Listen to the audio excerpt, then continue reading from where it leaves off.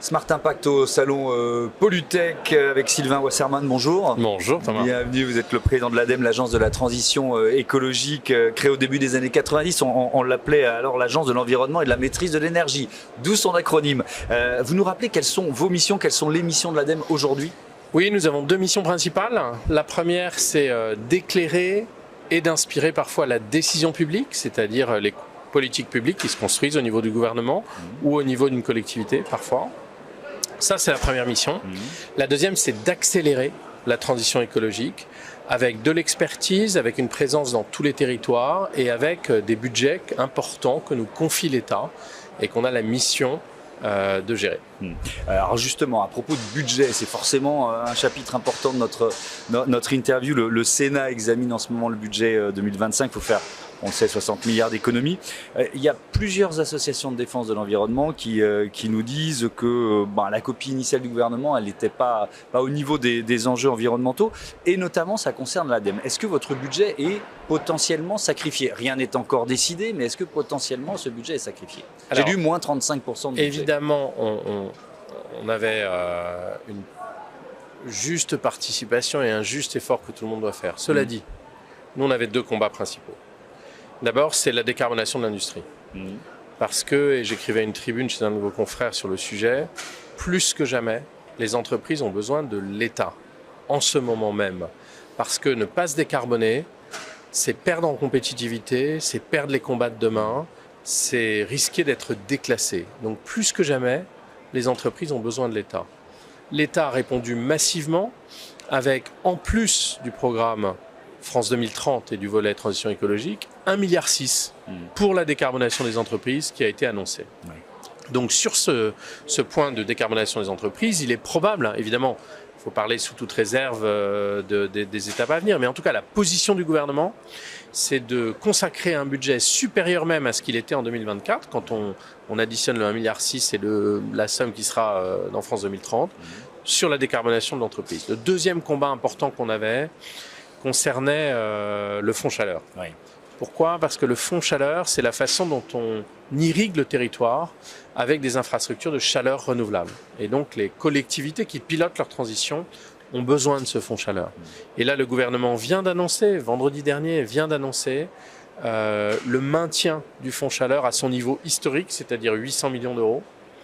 Et ça, pour nous, c'est un message de l'État très puissant sur le fait que l'État est aux côtés des entreprises, je l'ai dit, pour se décarboner, mais aussi des territoires qui construisent ces infrastructures. Et je voudrais quand même donner quelques chiffres. Oui, on y reviendra en détail sur le fonds chaleur et la décarbonation de l'industrie. Oui, ils sont très importants, on y reviendra en détail, mais sur la philosophie générale de ce budget. Et j'entends l'argument, tout le monde doit faire des économies et ça fait trop de gouvernements et de présidents successifs, on ne les fait pas vraiment. Donc que l'ADEME en prenne sa part, c'est normal. Qu'est-ce que vous répondez à ceux qui disent quand même les enjeux environnementaux, en ce moment, ils sont en train d'être sacrifiés?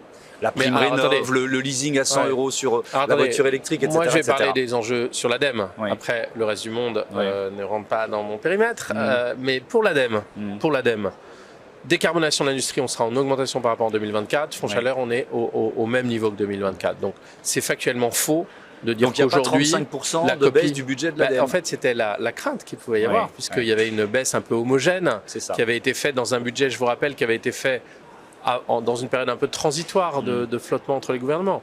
Là, le Premier ministre et le gouvernement ont tranché sur leur copie. Encore une fois, c'est une copie, tout peut arriver, il y a encore tout un processus, mais sur la copie du gouvernement, regardons les chiffres, il y a plus d'argent pour la décarbonation des entreprises et il y a le maintien du fonds chaleur. Après, nous, bien sûr, on doit participer à l'effort commun. On le fait sur nos budgets de communication, nos budgets de mobilisation, de toutes les lignes qu'on peut avoir d'engagement financier. Mais les deux principales qui constituent 80% de nos dépenses, c'était les entreprises et le fonds chaleur. C'est la ministre Agnès Pannier-Runacher qui s'est battue, vous avec elle. C'est la ministre qui a porté le sujet, bien sûr. Ouais. Moi, j'ai alimenté la ministre des éléments qui peuvent lui servir très factuels. Parce que, évidemment, ce n'est pas uniquement se battre pour son budget. La ministre, en portant le fonds chaleur notamment, en portant la décarbonation de l'industrie, en portant le fonds chaleur, elle porte des éléments qui sont majeurs pour la transition écologique. Majeurs. Et nous, notre rôle, c'est de l'alimenter dans les éléments factuels. Et franchement, il faut qu'on partage quelques éléments factuels. Au moment où on peut se dire est-ce que c'est trop, pas assez, etc. Il faut regarder les chiffres. Oui. Je vais vous donner quelque chose qui va parler à vos auditeurs. Exemple très simple. Le fonds chaleur, ça a coûté 4,3 milliards d'euros d'argent public depuis qu'il a été créé. C'était quand déjà la création ?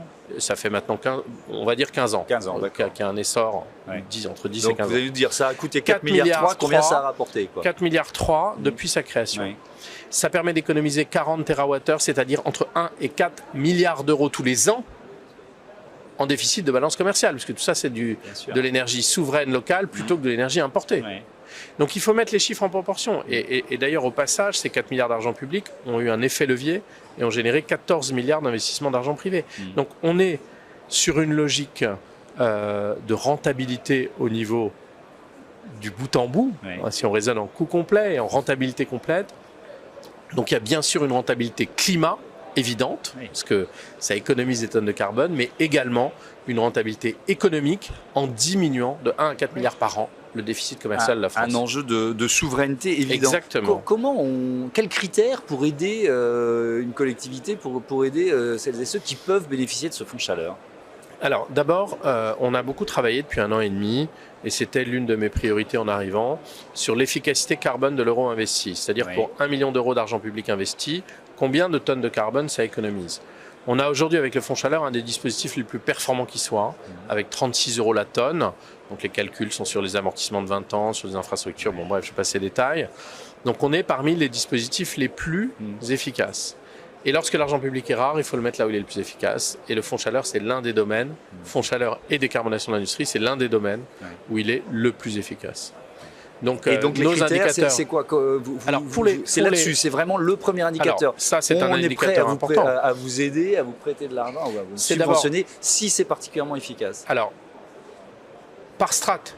C'est-à-dire qu'évidemment, on ne vise pas uniquement l'efficacité en valeur absolue, sinon on ne ferait que des réseaux de chaleur en centre-ville urbain dense, alors qu'on fait des réseaux de chaleur en territoire. Et quand on regarde la carte de la France, elle est complètement couverte par nos réseaux de chaleur. Donc c'est par strate qu'il faut regarder l'efficacité. Et ça permet aussi, avec nos ABAC et nos référentiels, de dire à un élu qui veut s'engager dans un réseau de chaleur, voilà le juste niveau de dépense, entre guillemets, mais le juste niveau de dépense que tu dois faire, plutôt que d'être entre les mains d'un cabinet ou d'un bureau d'études qui va vous dire bah voilà l'argent qu'il faut investir. Donc ça permet d'avoir des référentiels, de comparer, et on est en train d'élaborer ces strates pour que l'argent public soit le plus efficace possible. L'autre levier très efficace, vous en avez parlé, c'est effectivement la décarbonation de l'industrie. 50 plus gros pollueurs identifiés, vous nous l'avez dit, 1,6 milliard de budget supplémentaire. Alors, ce sont des autorisations d'engagement, donc ça veut dire que le premier versement, ce sera 2028, c'est ça Alors non, le premier versement, c'est avant 2028. C'est avant 2028. Par exemple, pour le fonds chaleur, quand vous avez 300 millions d'autorisations d'engagement, ça fait pour 2025 entre 10 et 15 millions de CP, de crédit de paiement. Donc effectivement, c'est des charges lissées, et il n'y a rien de plus normal pour des investissements long terme que d'avoir des financements de long terme. C'est une base de la finance d'entreprise que j'ai appris quand j'étais patron d'entreprise. C'est tout à fait logique, mais alors c'est une coïncidence d'actualité, mais au moment où effectivement il y a cette annonce d'1,6 milliard supplémentaire, il y a ArcelorMittal qui annonce le report de son projet d'acier décarboné à Dunkerque. On voit bien que, et là aussi les sommes potentiellement engagées par ArcelorMittal, elles sont énormes. On parle d'1,8 milliard d'investissement pour remplacer un haut fourneau charbon par un four électrique. Non. Ce signal... Non, soyons précis. C'est ce que j'ai vu dans les échos. 1,5 milliard à 1,8 milliard, c'est pour le processus de décarbonation complet, c'est-à-dire basculer à un four électrique et basculer à l'hydrogène.